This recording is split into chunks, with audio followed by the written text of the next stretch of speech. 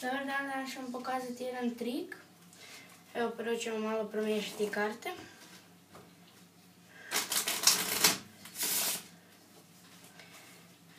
Zatim ćemo naći dva džokera. Evo jednog.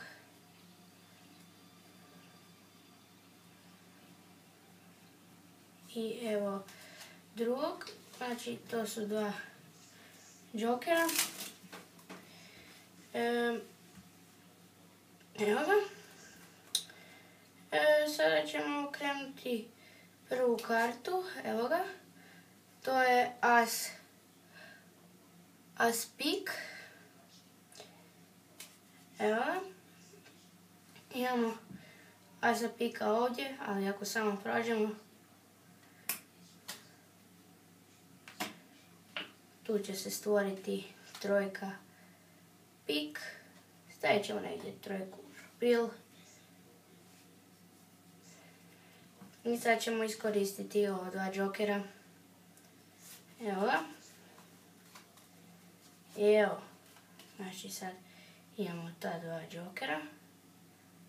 Jednog drugog. Samo ovako iskočit će jedna karta van.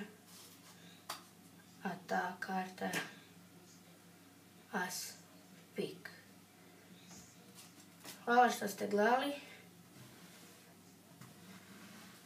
Možete vidjeti da je trojka pik u sredini špila, tamo gdje sam ju stavio, evo ga. I da je špil sasvim normalan, isto možete vidjeti. I evo ga. Hvala na gledanju.